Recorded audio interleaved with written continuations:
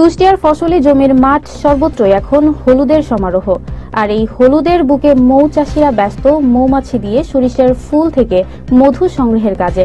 হলুদের বুকে মধু চাষ করে এখানকার অনেকেই হয়েছে স্বাবলম্বী, স্বপ্ন দেখাচ্ছেন অন্যদের।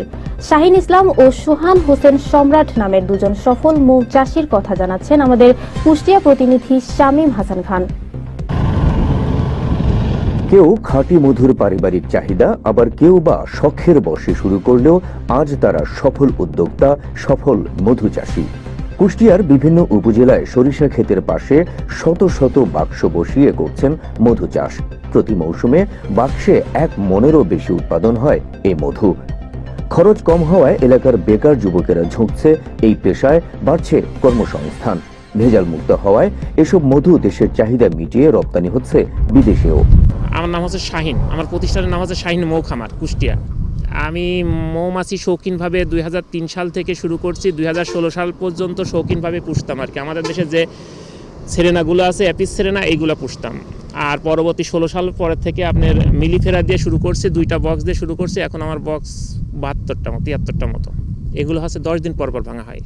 একটা বক্সে মনে করেন 8 থেকে 10 কেজি মধু আহরণ করা সম্ভব। এই কয়টা বক্সের ভিতরে মানে 3 লক্ষ টাকা আয় করা সম্ভব।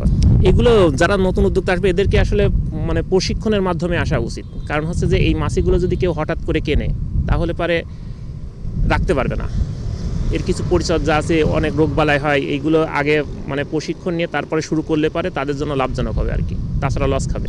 রানী মৌমাছির কাজ হচ্ছে আপনার শুধু ডিম পাড়া, আর শ্রমিক মৌমাছির কাজ হচ্ছে মধু সংগ্রহ বা ঘরের যাবতীয় কাজ। আর পুরুষ মৌমাছির কাজ হচ্ছে রানীর সাথে একটা মাছি শুধু একবারই মিলিত হয়, আর কখনো মিলিত হয় না, মানে এইটা আর কি। তারপরে পুরুষ মাছির কাজ হচ্ছে শুধু মধু খাওয়া। হ্যাঁ, এটা চেনা সম্ভব, মানে সবাই চিনতে পারবে যদি মানে নাড়াচাড়া করতে করতে এমনি চেনা যায় আর কি। এই মধু আমি সাধারণত বাংলাদেশের বিভিন্ন জায়গায় বিক্রি করি। আমি হচ্ছে আপনার কোরিয়ারের মাধ্যমে, যারা ফোনে অর্ডার করে তাদেরকে আমি কোরিয়ার মাধ্যমে পৌঁছায় দেওয়ার চেষ্টা করি আর কি। আর আমার বাড়ির পার থেকে তো নেয়, আরও আমার খামার থেকে অনেকেই নিয়ে যায় আর কি। আমার নাম মোহাম্মদ সোহান হোসেন সম্রাট, বাসা ঝিনাইদহ জেলা শৈলকুপা থানা। মৌমাছি খামারের মধ্যে ইনভলভ আছি 2017 সাল থেকে। কোনো এক খামারে দেখে উদ্বুদ্ধ শখের বসে কিছু বক্স সংগ্রহ করি, শুধু নিজে মধু আহরণ করে খাবো, খাঁটি জিনিস খাবো এই উদ্দেশ্যে। যখন ওই মধু উৎপাদন শুরু হয় তখন এটা বাণিজ্যিক রূপ নিতে আর পিছপা হয়নি। তখন থেকে আমি এটা বাণিজ্যিক আকার ধারণ করছি। এখন আমার ইন টোটালি 3টা খামার। এই খামারের প্রধান আমি নিজেই, পাশাপাশি ছোটো ভাই কর্মচারী রেখে এগুলো পরিচালনা করি। খামার 3টা, এখানে আছে যেমন 55-50টা বক্স, আরও 2 জায়গায় এরকম আছে। তো এটা আসলে মান্থলি ইনকাম না, মানে প্রতি মাসের হিসাব এটা দেওয়া ইম্পসিবল। এটা বাৎসরিক হিসাব করতে হয়।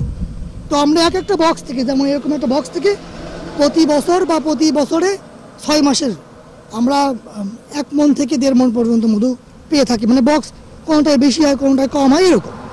আনুমানিক একটা বক্স থেকে বছরে আপনার 8-10 হাজার টাকা লাভ থাকে। 30 হাজার টাকা ইনভেস্ট শুরু করে, আমি কনফার্ম করতেছি সেই 30 হাজার টাকা প্রথম বছরে উঠবে তার। এরপরে তো আরও আছেই, বোঝেন। দিনব্যাপী মৌমাছিরা যেমন মধু সংগ্রহ করে, আবার বিভিন্ন ফুলে ফুলে ঘুরে বেড়াতে গিয়ে পুরো জমির পরাগায়নেও সহায়তা করে। এ মৌসুমে মৌয়ালরা পোষা মৌমাছি দিয়ে প্রচুর মধু উৎপাদন করে যেমন লাভবান হচ্ছেন, ঠিক তেমনি মৌমাছির ব্যাপক পরাগায়নে সরিষার বাম্পার ফলন হওয়ার সম্ভাবনায় চাষিরাও বাড়তি আয়ের আশা করছেন। মধু চাষে যে মাছি,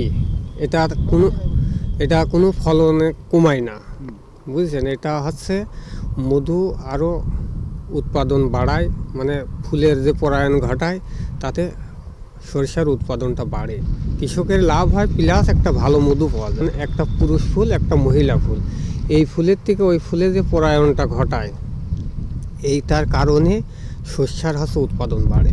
পরাগায়ন যদি না ঘটায় তা আপনার ওই বীজটা হয় না, বুঝছেন। এইটা এই মাসের থেকে ওই ফুলে বসবে, ওই জন্যে উৎপাদনটা বাড়ে। আজ কয়েকটা বছরই উনি আসে, এনারা তাতে ভালোই বোঝায়। আমরা খেয়েছি, আমরা কিনেছি তার কাছ থেকে, আর প্রত্যেক কৃষকে তারা দেয়। মাঠে আসলে তারা একটু খাওয়ার জন্য দেয়, তাতে ভালো।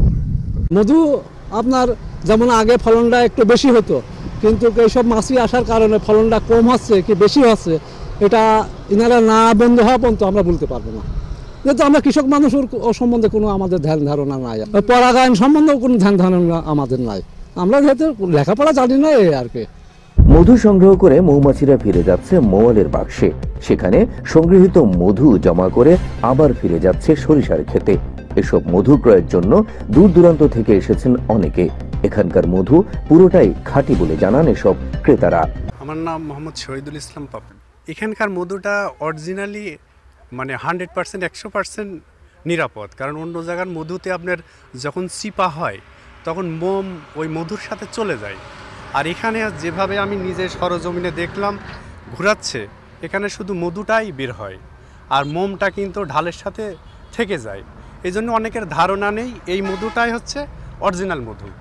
আমি 2 কেজি নিয়ে এলাম 500 টাকা করে।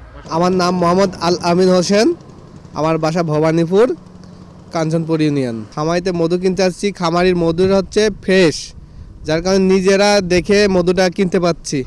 আমরা মৌমাছি যে বক্স থেকে মৌমাছির খামারিরা আমাদের মধু ভেঙে দেয়, যার কারণে আমরা খামার থেকে মধু কিনতে আসি। আর দোকানে অনেকেই বলে যে আমাদের এখানে মধু ফ্রেশ ভেজাল, এতে কতটা স্বচ্ছতা সেটা তো আর আমরা নিজে দেখছি না, যার কারণে আমরা খামার থেকে মধু কিনি এবং খামারের মধুটা আমাদের কাছে মনে হয় এটা পিওর একটা মধু। এটা আমার মনে হয় 100% পিওর অবশ্যই, কারণ এর আগেও আমি কিনছি, এখানে অনেক দিন যাবৎ চিনি আসেন, আমরা ওনার কাছ থেকে মধু কিনি আর মনে হয় যে আমাদের কাছে যে এটা 100% পিওর মধু। স্থানীয় মৌচাষীদের মৌচাষে উদ্বুদ্ধ করতে নানাভাবে সহায়তার কথা জানালেন কৃষি কর্মকর্তা কৃষিবিদ শাহিন ইসলাম।